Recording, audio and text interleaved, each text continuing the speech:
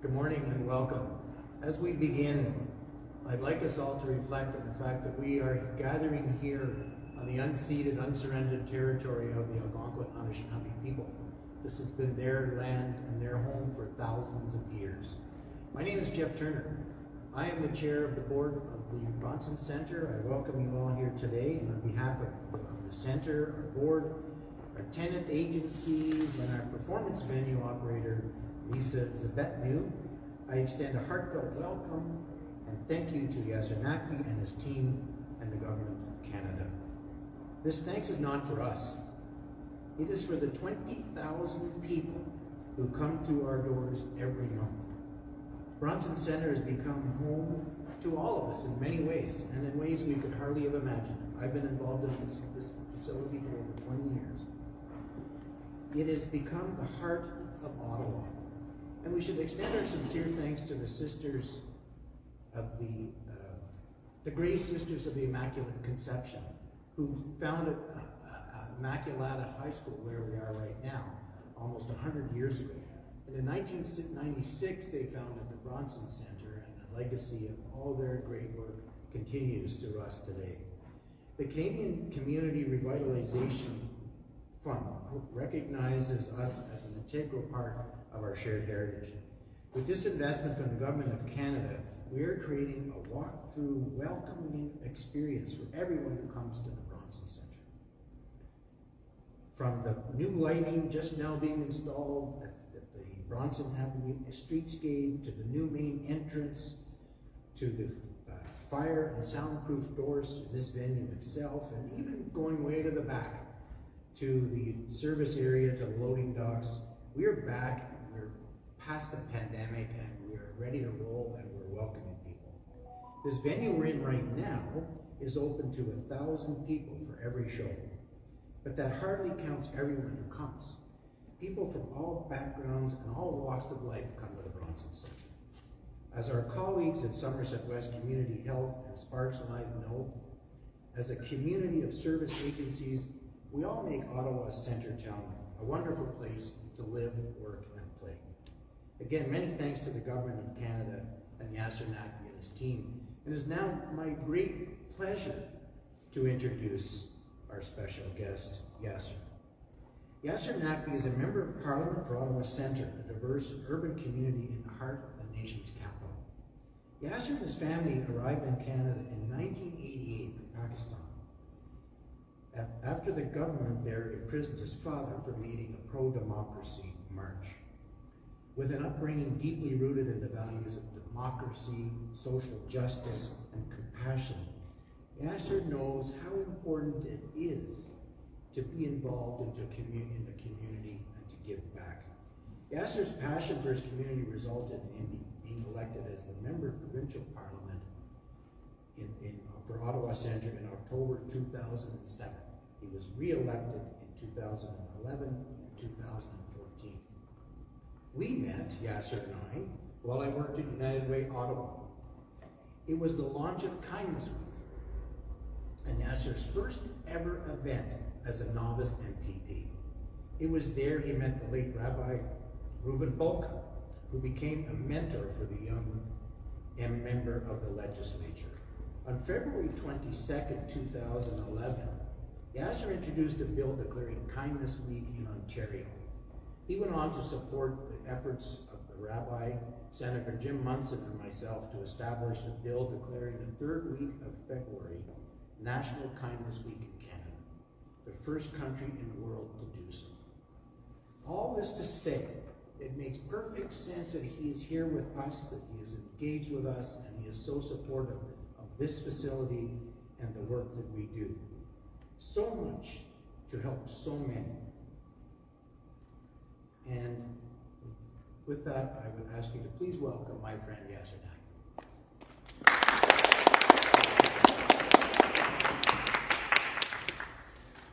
Well, thank you very much, Jeff. You've always been known for your kindness and great friendship, and I'm very appreciative to have known you for so many years and I've worked with you on so many important community initiatives, and Kindness Week is I think one of the most important things that we have done and especially the leadership of late Rabbi Bilka, who has been such an incredible leader in our community and have taught so many of us how to help build our community by bringing people together from all backgrounds, and that's what Rabbi Bilka was about.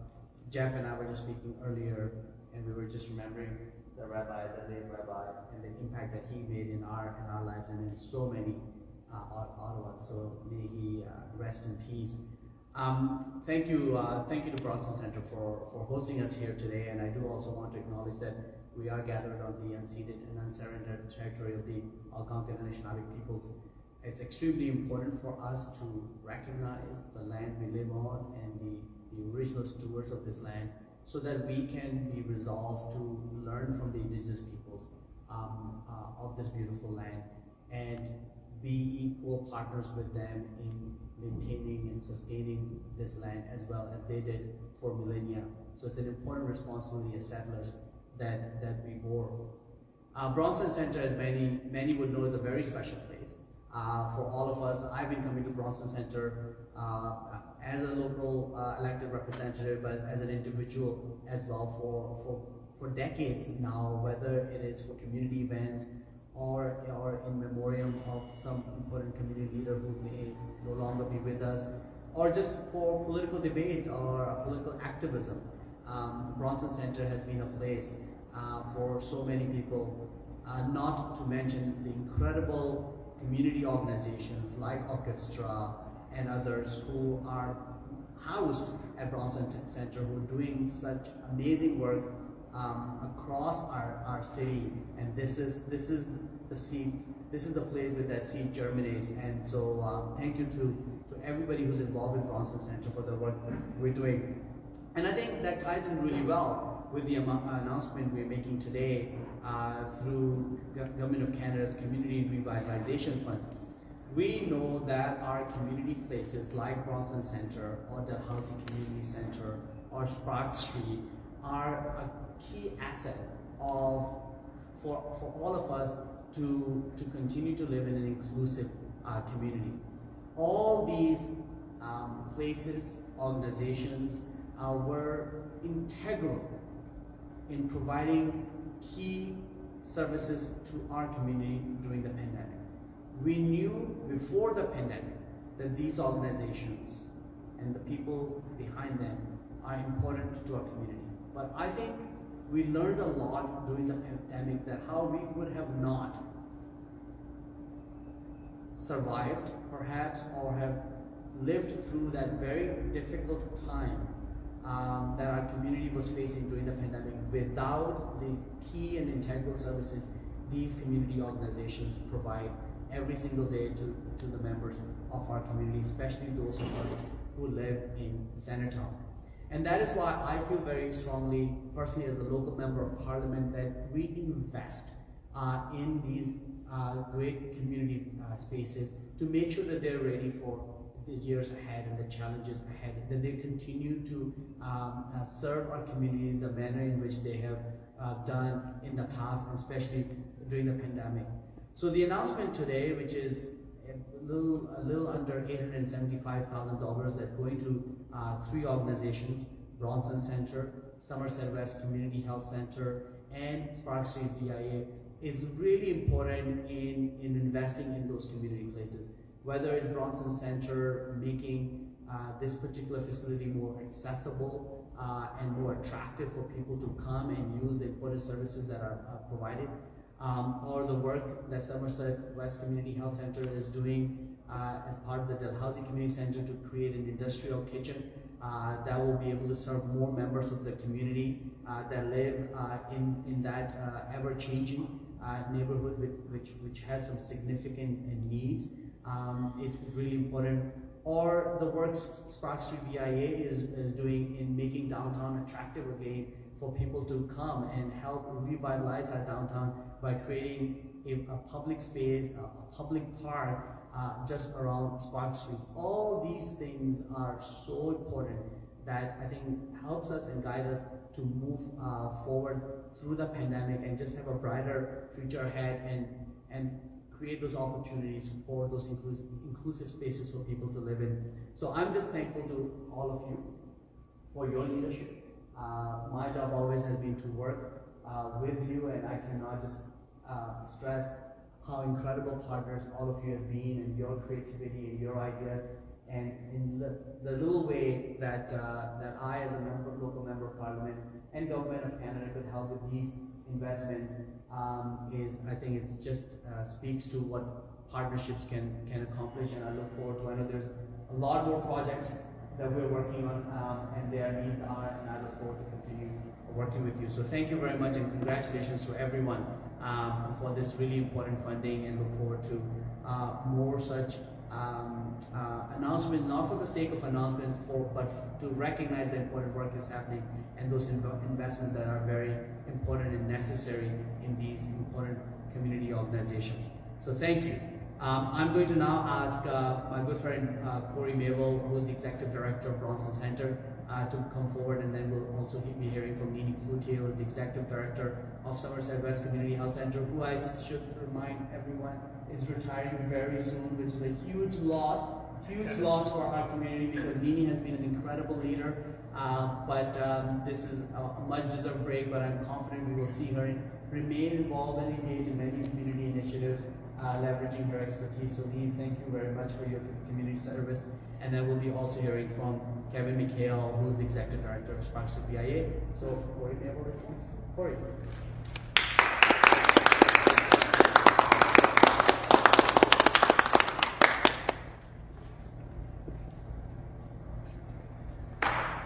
Thank you, Yasser, and my colleagues and friends. I'm really privileged to be able to share with you what the significance of this CCRF project funding has done for us, particularly. You've heard some of these things, so if we repeat, well, it's just so you get the message how important it is that these types of things, this funding goes such a long way. The Bronson Centre CCRF project really focused essentially on the revitalization of our mid-size performance venue, which we are standing in, and which actually is embedded in our 45,000 square feet community hub located here in Ottawa Centre. So with the CCRF support, we're upgrading our 1960s theatre doors to contemporary sound and fire standards, upgrading our waste management system and loading bay at the rear of our building, retrofitting our exterior lighting for safety and public appeal, enhancing our 1 block long heritage stone facade. The CCRF project directly benefits our 35 permanent tenants and their thousands of clientele. That's really why we're here and what we do, and it's so important. Project improves night safety for the building exterior lighting and environmental sanitation. The performance venue generates surplus revenues used for maintenance of our entire facility. So when you come and you're enjoying a concert, you're actually helping 35 other organizations continue to do their thing. And I think that's an awesome win. As a charity, we and our tenants serve over 20,000 people, as Jeff alluded to, every month, who come for services, youth programs, seniors events, and we even host a food bank, which is happening just outside our door in the lobby as we speak. Public audiences from all walks of life and cultural backgrounds are enjoying our performance venue reopening, which closed as a result of the pandemic. With new sound and fireproof doors and better lighting, not only will our venue meet world-class standards, but will also contribute to a quieter, more livable, and more diverse neighborhood. So I want to take this opportunity once again to thank you, Yasser, and your awesome team for supporting this important initiative, and in particular supporting the Bronson Centre at this time. And so that's all I have to say, but I would like to now, I have the privilege of inviting Nini Cloutier, who, as Yasser alluded to, won't be with us very much longer, but from the Somerset West Community Health Centre, and she's going to share her wonderful things going on at the Centre.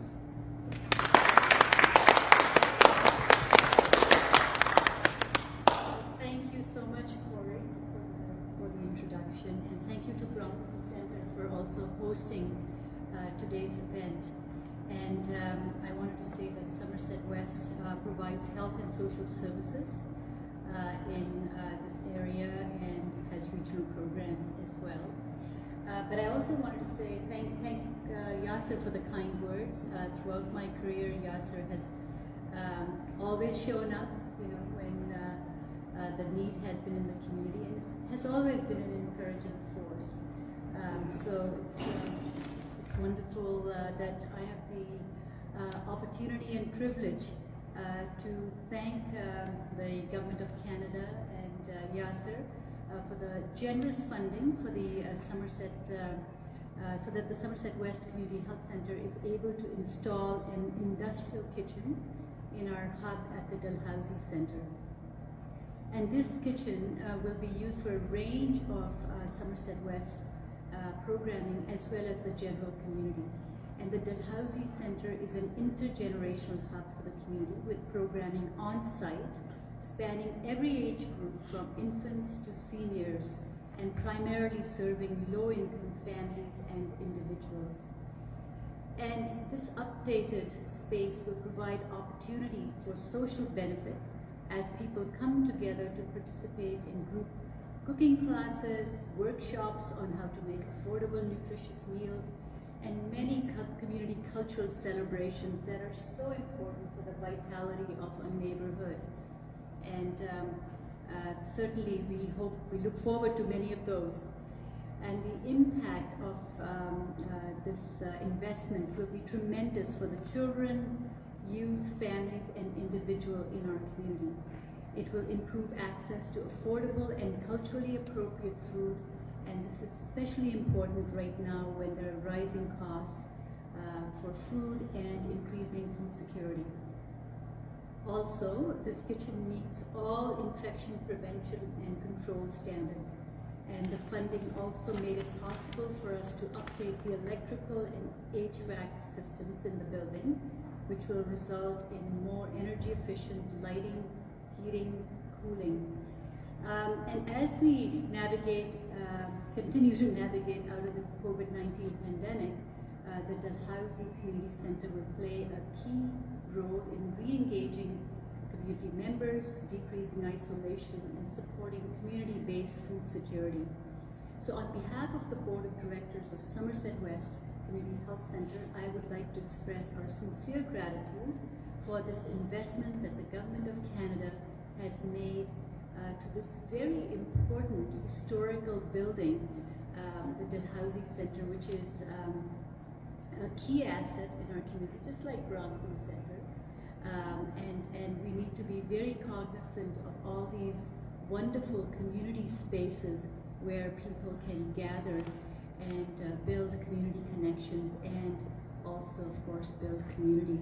So thank you again for this wonderful investment, and I will now like to introduce Kevin McHale, who is the Executive Director of Spark Streets BIA. I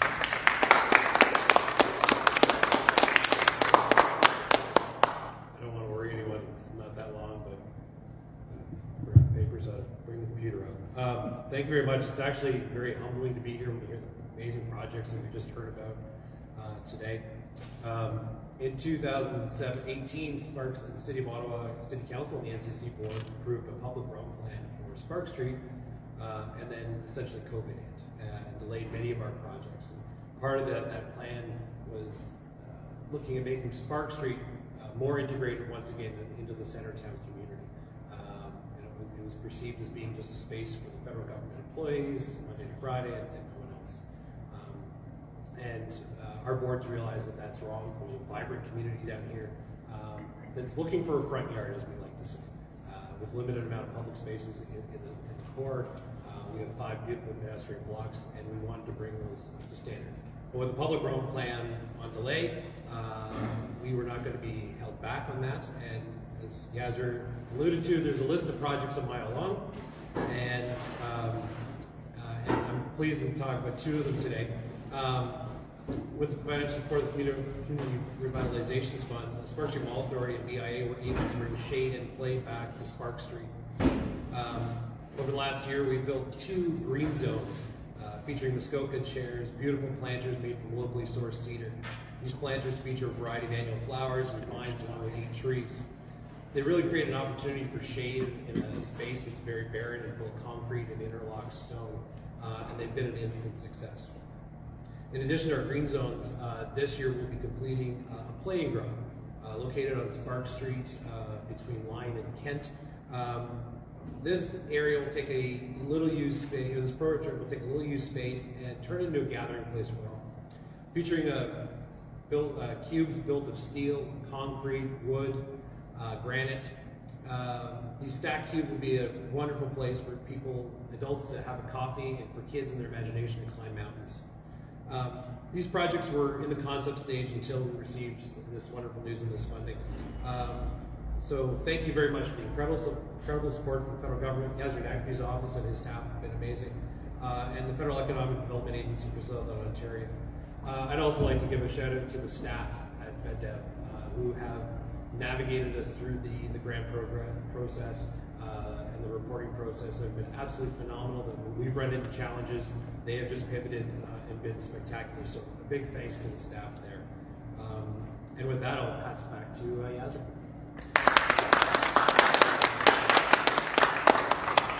Well, thank you very much to all the friends who joined us. Congratulations again on receiving this important funding. I just cannot stress enough how thankful we are to you for the incredible work you do, at times with limited resources, but you punch way above your weight in really making sure that nobody's left behind in our community. There's so much work to be done, especially as we come out of this pandemic, as we rebuild our communities, as we revitalize our downtown core. All this work is happening because of your effort and your ideas and your tenacity, and I look forward to continue working with you. Thank you very much and have a good rest of the day.